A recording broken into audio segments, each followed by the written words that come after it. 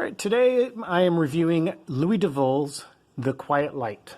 And just so you know about Louis Duval, he was a Catholic author who wrote screenplays in Hollywood in the early half of the 20th century, lived a rather adventurous life, and wasn't always the perfect Catholic, just like all the rest of us. But one of the things he's also well known for in the Catholic Church is writing lots of novelizations of saint biographies. And The Quiet Light is a great one.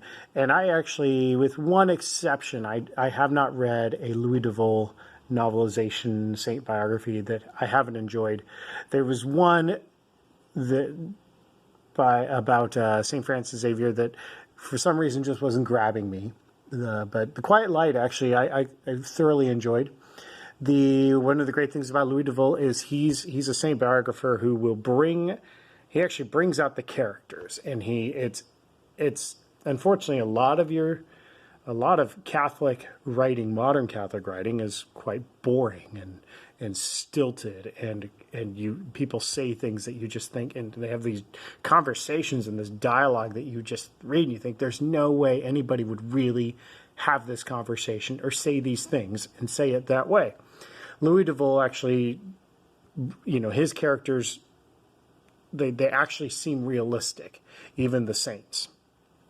And there are scenes of great adventure, and even in this Thomas Aquinas one, Thomas Aquinas didn't live a fancy free happy-go-lucky life. He had he was kidnapped by his own family and was hunted down by soldiers, and those scenes are well presented. And the other thing he does is Louis Duval, he also presents all of the politics around the situation, all the things going on at the same time as Thomas Aquinas' life, particularly the rampage of a man named Frederick II.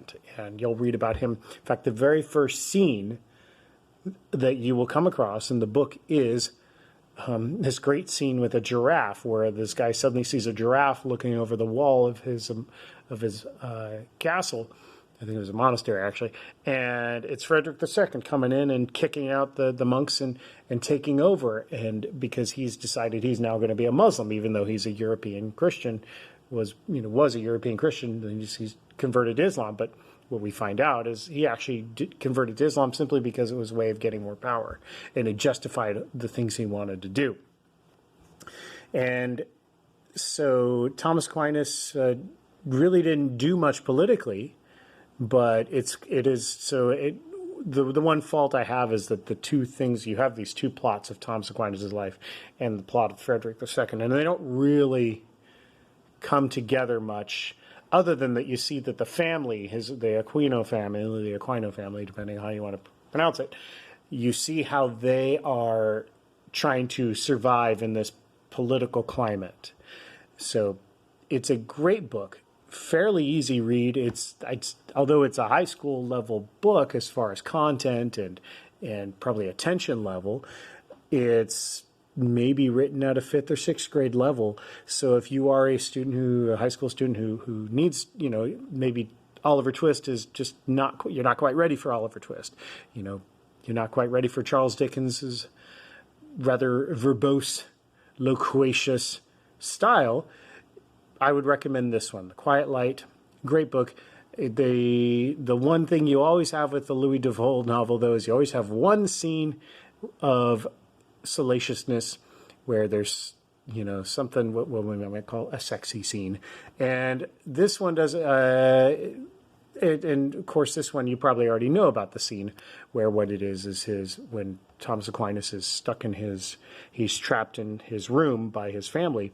His brothers hire a prostitute to come in and seduce Thomas Aquinas. And of course, Thomas Aquinas reacts exactly the way you should if a prostitute barged into your room and tried to seduce you. And if you don't know the story, well, read the book. It's a fun story. We'll just say that the prostitute, it ends with the prostitute running away screaming, claiming, basically saying there's a madman in that room. So, good book.